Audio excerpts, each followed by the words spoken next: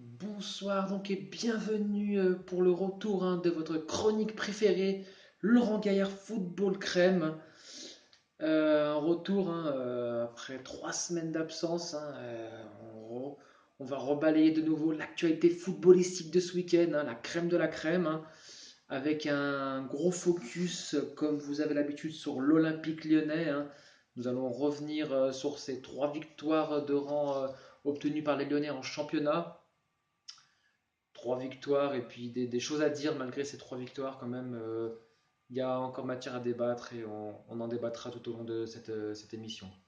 Ensuite, on va parler de l'Atlético, l'Atlético qui peine en ce moment en championnat.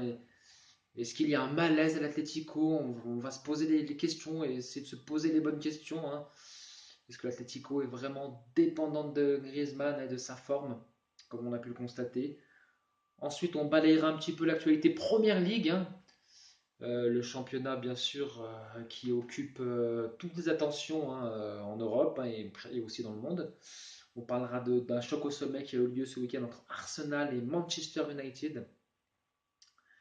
Et on fera le point aussi un peu sur le classement de Première Ligue avec Chelsea et son résultat aujourd'hui à 17h qui jouait à Middlesbrough.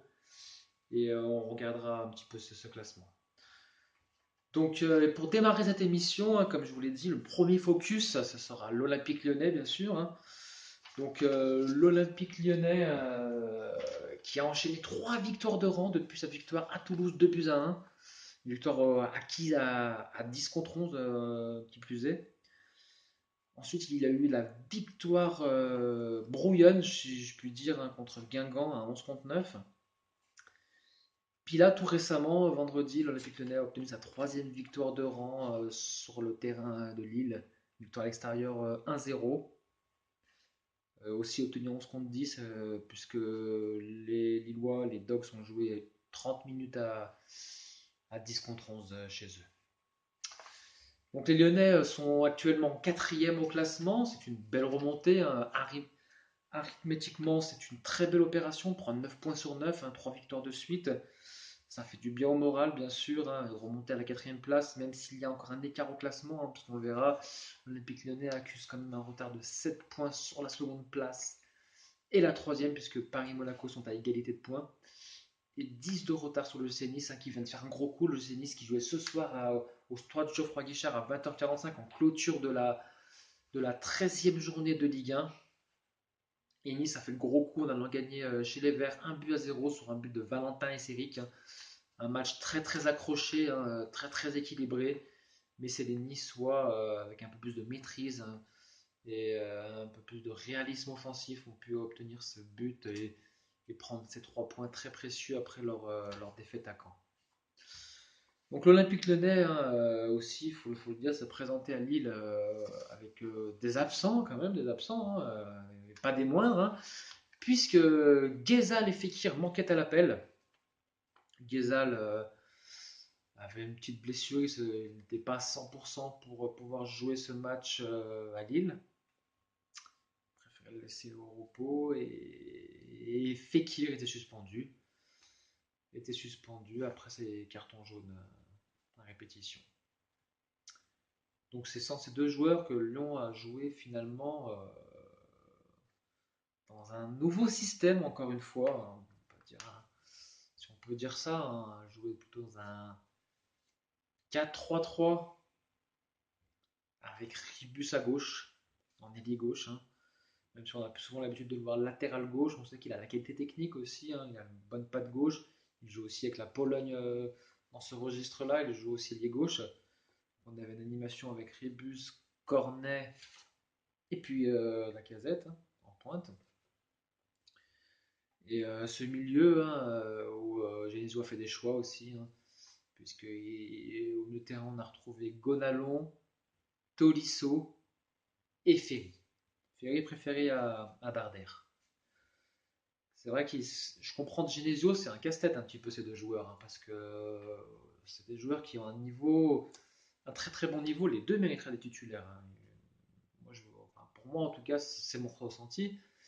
Et en tout cas, c'est vrai qu'ils ont deux profils totalement différents. Si on prend Ferry, C'est un joueur que j'aime bien aussi parce il apporte une certaine mobilité, une certaine percussion dans ce milieu de terrain et il amène un peu plus de profondeur en fait. Ferry. C'est ça qui est intéressant avec le jeu de Ferry, c'est qu'il a peut-être une moins bonne qualité technique par rapport à un Darder. Un Darder dans l'utilisation du ballon, c'est vraiment pour moi du top niveau. Hein. Dans les contrôles, les passes, l'utilisation du ballon, ce jeu vers l'avant, c'est vraiment impeccable. C'est ce qui nous plaît à l'Olympique Lyonnais, on aime ces joueurs-là. Et Ferry, c'est un registre totalement différent. Il est une bonne qualité de passe aussi, hein, en dessous de celle de peut-être de Darder. Mais par contre, il a une qualité de percussion et aussi un peu plus de vitesse, bien sûr, par rapport à Darder.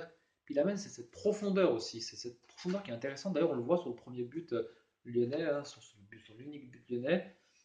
On le voit, l'appel qu'il fait, Tolisso lui donne, on voit que l'appel qu'il fait, Ferry, un dépassement de fonction, l'appel qu'il fait sur le côté gauche pour mystifier la défense et donner ce ballon de but à Cornet.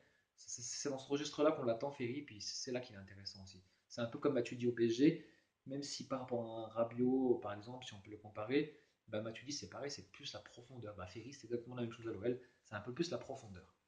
Bah, c'est vrai que dans ce match ça a été intéressant, mais Dardel est rentré, a fait aussi des choix. Des choix intéressants, une bonne rentrée et une utilisation du ballon intéressante dans le dernier quart d'heure. Mais c'est vrai qu'on a joué dans un nouveau système, encore en 4-3-3. Bon, cela dit, il y avait les blessés, il y avait les absents, mais il y avait Valbuena qui est revenu quand même, intéressant aussi son entrée, hein, très très intéressant. Dans l'utilisation du ballon, lui aussi, il a été très intéressant dans sa capacité à garder le ballon, à vraiment faire jouer les autres dans les appels, beaucoup de vitesse aussi, et très vif, en tout cas dans son entrée. Et c'est vrai qu'on a encore joué dans un système, et moi je dois insister là-dessus, même si je dois dire cette fois j'ai un peu moins de coups de gueule à donner par rapport aux autres fois, parce que là, bon, il y a 3 victoires de suite, mais après il y a aussi la manière aussi. Il y a aussi la manière qui est importante, parce qu'on a des échéances assez. On a le PSG le week-end prochain, attention, ça va être un gros choc, c'est attendu. On a la Ligue des Champions mardi, ouais, on a l'obligation de gagner ce match. Donc, on a un nouveau système, ce n'est pas pour me plaire, parce que pour moi, une équipe, si elle veut jouer, elle veut aller dans la continuité, enchaîner les résultats, être au haut niveau, en haut du classement, elle doit s'appuyer sur ses points forts et sur des acquis et sur des principes de jeu et sur une stabilité qui est pour moi très très importante au haut niveau. On passe d'un 3-5-2 que j'ai décrié pendant un petit moment, on est revenu pendant un match à un 4-3-3. Ensuite, on est passé à un 4-4-2. C'est vrai que ces 4-4-2 nous ont permis d'enchaîner ces victoires. Plutôt intéressant. Et là, cela dit, on repasse en 4-3-3. On avait la possibilité encore de jouer en 4-4-2. Peut-être dans un 4-4-2 différent des précédents 4-4-2, peut-être un peu plus en losange, mais on avait la possibilité de jouer en 4-4-2. Pour moi, ce n'est pas une solution de, de changer de système à chaque match. Ce n'est pas possible. On doit installer l'équipe dans un certain confort. Pas trop, parce qu'il faut aussi qu'elle puisse amener un peu de la folie, un petit peu de choses différentes. Mais passer en 4-3-3, là, on a vu avec Ribus à gauche, bah, Ribus à gauche, Cornet à droite et la casette au centre, dans l'axe. Moi, je n'aurais pas vu ça comme ça. Surtout que Ribus, c'est vrai j'ai entendu des bonnes critiques à son égard. Hein. Excellente percussion, il a fait des bons appels sur la ligne. C'est vrai qu'il a fait la ligne, il a été bon, il a été précieux. Mais pour moi, ça ne suffit pas. Ça ne suffit pas au haut niveau. Ça ne peut pas suffire. Il a apporté de la sécurité aussi. Il a fait son match. Certes, il a fait son match, mais ça ne suffit pas. Quand on veut gagner des matchs, quand on joue à l'extérieur, il faut un peu plus, il faut de la folie, il faut quelque chose. Il faut de la percussion. Ça, pour moi, Rebus, il a fait des bons centres, des bons appels. C'était bien, mais juste bien. Ça ne suffit pas. Bon, après, voilà, c'est clair que si on voit par rapport à un Ghezal, un Fekir, bah ouais, non, c'est clair que c'est pas le même registre. On est d'accord. Pour moi, il n'est pas assez rentré dans l'axe aussi. Il a pas assez. Il était trop, en fait, si vous voulez, collé à la ligne. ça manquait un petit peu de. Ça rentrait pas en fait assez dans la surface. C'est pour ça qu'on. Des fois, on a des occasions qui n'ont pas pu aboutir. Donc, c'est dommage d'avoir. Soit on joue en 4-3-3, soit on joue en 4-4-2, mais il faut se décider, on peut pas, on est à la 13e journée. Non, non, on peut pas, sinon on va encore se trouver à la 35e ou dans la dernière journée, on n'aura toujours pas trouvé notre système. Non, c'est pas possible. Après, il faut savoir, on a des ambitions, on les a pas. Donc, moi, quand je dis qu'il y avait la possibilité de jouer en 4-4-2, parce qu'on avait deux attaquants valides, hein, qui étaient Cornet et Lacazette, qui font un très bon duo. Hein. C'est deux flèches, c'est deux joueurs qui sont assez complémentaires. Hein. Avec Cornet qui est capable de percuter sur son côté, tourner autour de la casette, hein, d'amener le feu avec sa puissance, sa vitesse, ses coups de rein. Ça, il n'y a pas de souci. Donc ça pouvait former la paire idéale avec la casette, avec un milieu de terrain qui pouvait se construire aussi. Bon, c'est vrai que dommage qu'on ait Ronny Cornier qui soit blessé aussi, parce qu'il nous aurait tout apporté dans un 4-4-2 en losange. Mais avec un 4-4-2 en losange, on aurait pu jouer avec un Gonalon qui a fait un excellent match en sentinelle. Hein. Très très bon match. Et on aurait pu jouer comme ça. Moi, je propose qu'on joue avec Gonalon, euh, Ferry, par exemple, ouais, Ferry Tolisso. Et puis, on aurait pu jouer avec Valbuena en soutien de Cornet et Lacazette. Ou éventuellement un Darder, hein, c'est vrai que c'est pas un 10-10, mais s'il a une très belle qualité de passe, il sait orienter le jeu, il a une super lecture du jeu. Donc, comme ça aurait pu être possible aussi dans ce moment-là. Surtout qu'au milieu de terrain, on aurait une certaine maîtrise, on aurait écrasé les duos au milieu de terrain avec un milieu avec une telle densité au milieu de terrain. Mais voilà, moi aussi, je trouve qu'on a du mal, c'est que Lille était à 10, s'est retrouvé à 10, on menait 1-0. Donc on a un avantage psychologique pour moi sur les Lillois, qui n'est pas des moindres. Et on n'a pas su appuyer où ça fait mal. Ça fait plusieurs matchs que ça dure. On est à 11 contre 10, déjà. Donc Valbuena doit rentrer plus tôt déjà, pour moi, pour apporter déjà un allant offensif supplémentaire. Une supériorité numérique offensive encore. Parce que les Lillois sont un de moins. Donc il y a toujours un joueur libre, ils doivent courir plus pour combler justement ce joueur en moins. Et c'est là qu'on doit appuyer. On doit peut-être plus faire circuler le ballon, on doit les faire courir, on doit les user, on doit marquer ce deuxième but. On n'a pas su marquer ce deuxième but, Lille, ça aurait pu nous coûter très cher. Ça aurait pu nous coûter très cher. On voit cette frappe à la 88e minute sur la barre, qui aurait pu nous faire très mal. Donc on doit être plus tueur, on doit être plus tueur que ça. Pour moi, on doit prendre des risques aussi dans la surface de réparation. On doit faire plus. Puis quand je vois le match d'avant de Bastia, c'était juste catastrophique en deuxième mi-temps. On dirait que Lyon avait marqué le premier but, tranquille. Bon, on a marqué ce premier but, c'est vrai, c'est tranquille, hein, en plus on a un penalty. Donc voilà, on ouvre le score à la mi-temps, mais logiquement on pouvait même mener 2-0 hein, sans problème. Donc là aussi on n'a pas su être tueur. Ensuite, en deuxième mi-temps, contre Bastia, Fekir obtient ce carton rouge hein, à l'encontre des Bastiais. C'est le gardien corse qui en fait les frais, puisqu'il fait une sortie un peu hasardeuse sur Fekir. Et cette sortie hasardeuse se transforme en faute. Fekir allait au but, c'était hors de la surface. Ça pouvait faire le 2-0. Mais il y a eu faute du gardien Jean-Louis Leca. Mais pour moi, Fekir comment dire, n'a pas joué à fond le but. Il a vu le gardien sortir, il s'est dit c'est bon, il va m'accrocher, ça va faire faute, ils sont à 10, le match est gagné. Non, si tu as la possibilité de marquer, si tu aimes le jeu, tu y vas jusqu'au bout des choses, et si tu peux tuer le match, il faut mieux mener 2-0 et même être à 11 contre 11 que 1-0 puis 11 contre 10. Après, on aurait dit que les Lyonnais 11 contre 10, les Bastiais on mène 1-0, ils sont 11 contre 10, on est chez nous, c'est bon, le match est gagné. Ils croyaient qu'il y avait juste besoin de garder la balle, d'aller dans leur camp, que ça allait se faire tout seul. Non, les efforts, il faut continuer de les faire.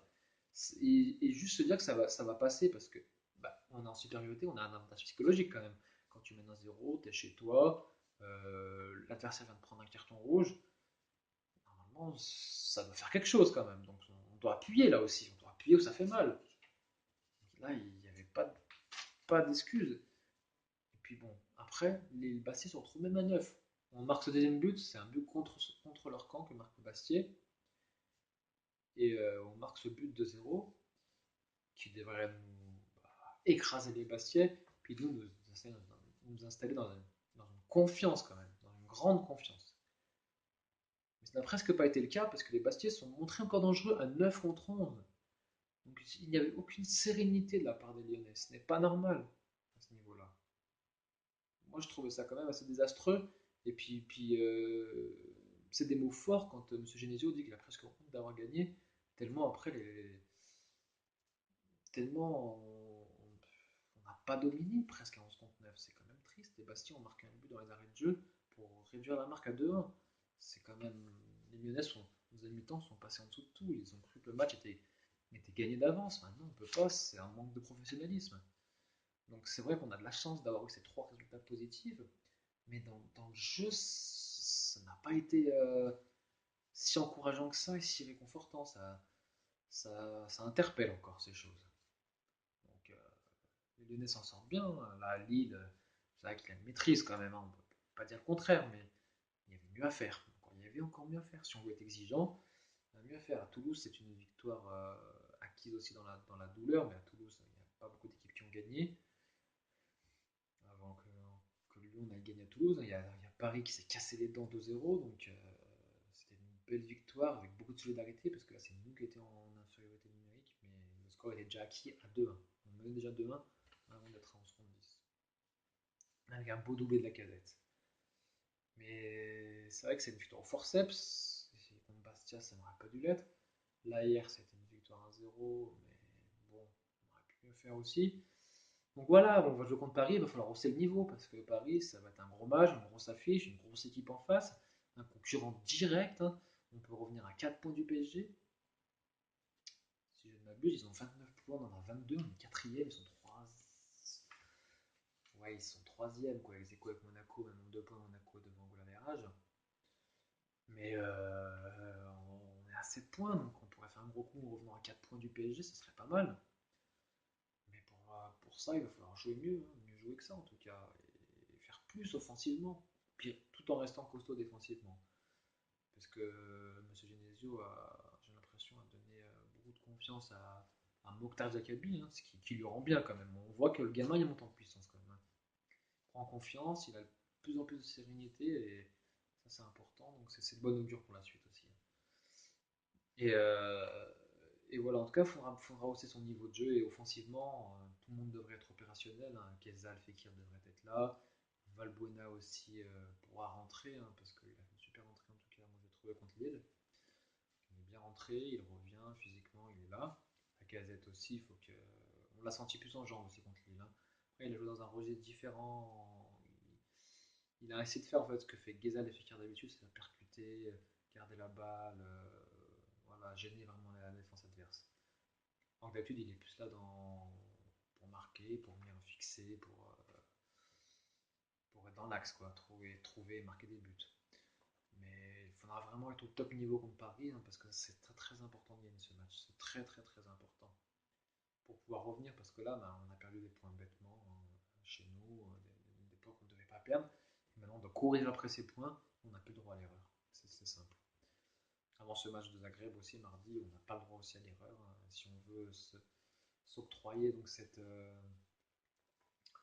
finale contre le FC Séville, à condition que la Juve batte le FC Séville aussi, hein. Donc ça serait une autre paire de manches, hein.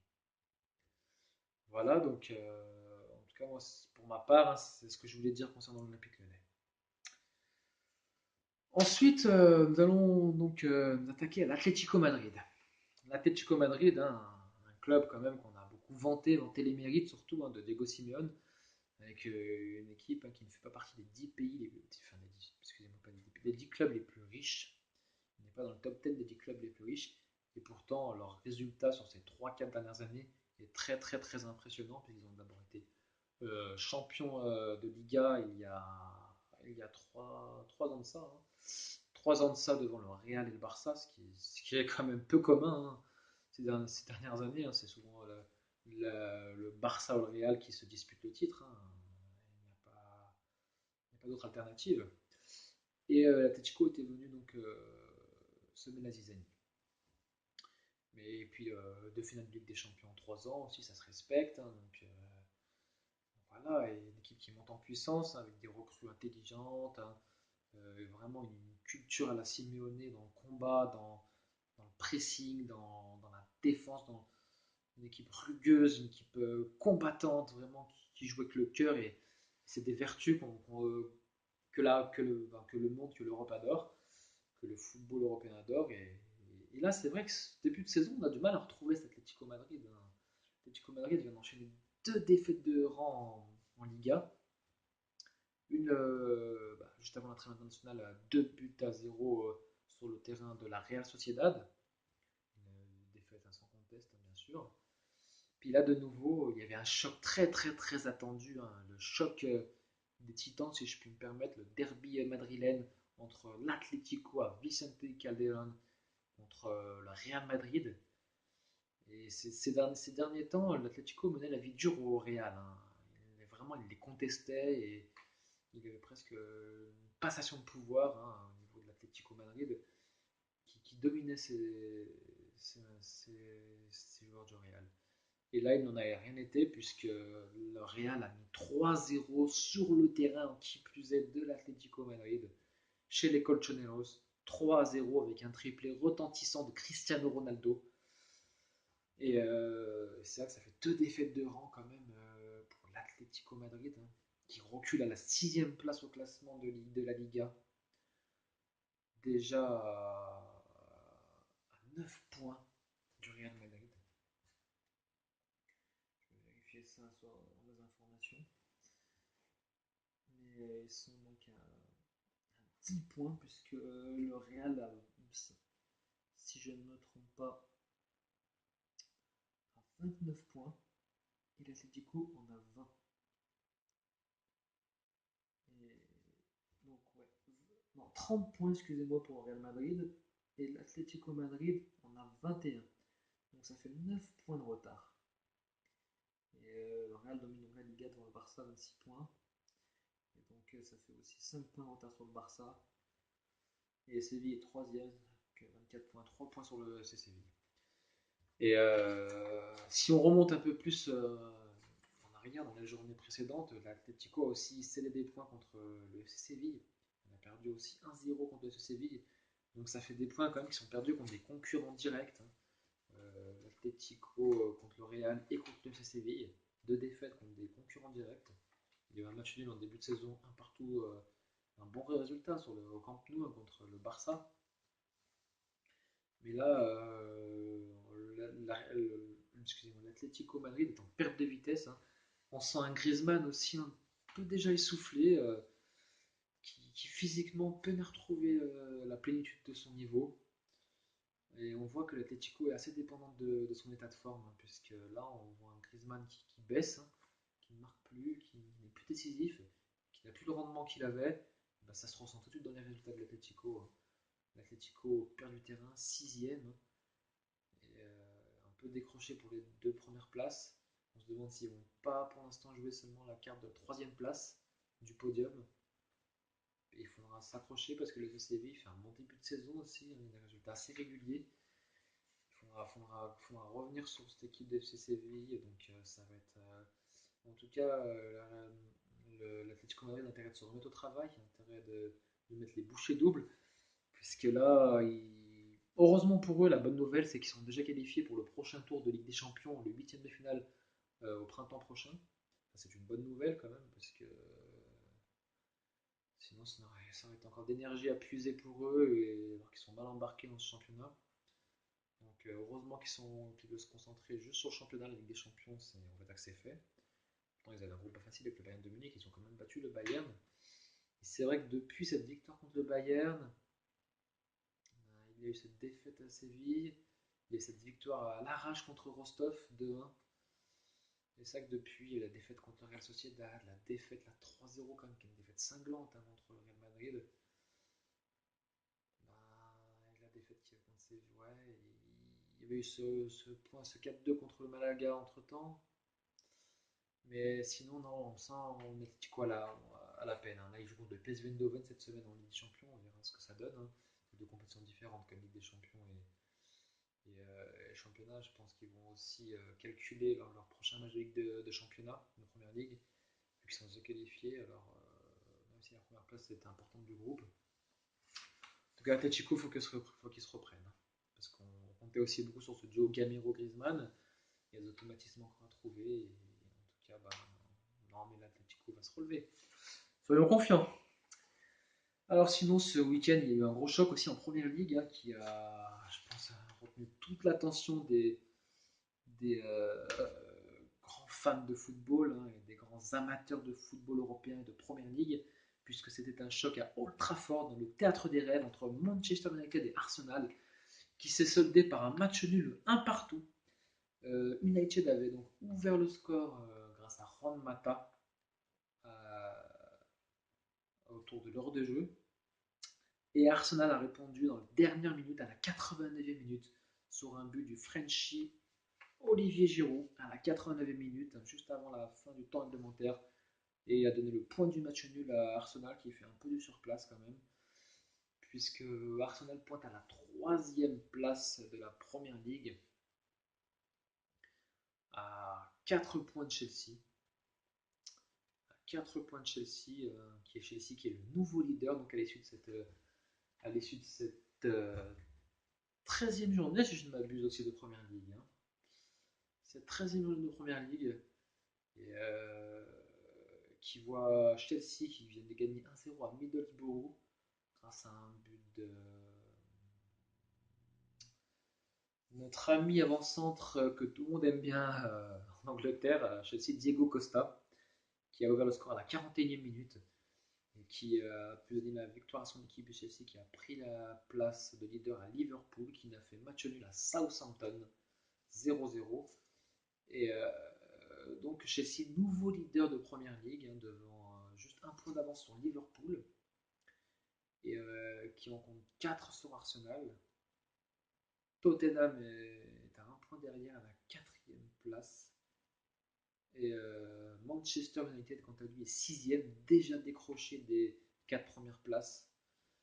Donc Manchester aussi, il va falloir que ça se réveille un peu, parce que sinon Mourinho risque de passer des semaines assez compliquées quand même. Hein, parce qu'il y a une pression comme ça à Manchester. Hein, c'est quand même un des plus gros clubs au niveau du palmarès anglais, hein, si ce n'est le plus gros. Il y a une attente énorme au niveau des résultats, au niveau du club. Donc Mourinho va devoir aussi trouver les clés hein, de la réussite hein, pour son équipe, sinon ça risque d'être compliqué pour lui.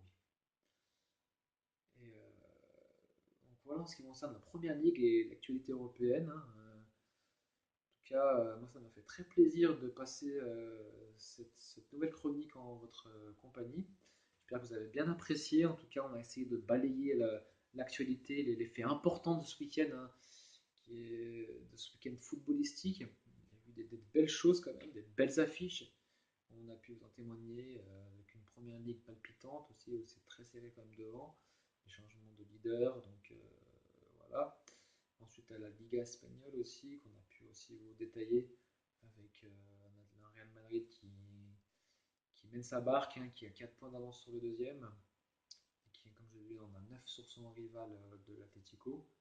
Et on est revenu sur la Ligue 1 aussi très passionnante, où il y a les 3 équipes qui se tiennent devant en Ligue 1, entre Nice qui a 3 points d'avance avec ses 32 points, 3 points d'avance sur Monaco qui a 29 points, et le PSG également 29 points, à 3 points derrière les Niçois. Donc ce podium qui est juste suivi par les Lyonnais derrière, un peu plus décroché, hein, puisqu'ils n'ont que 22 points, 7 points du deuxième et troisième, et à 10 points du premier.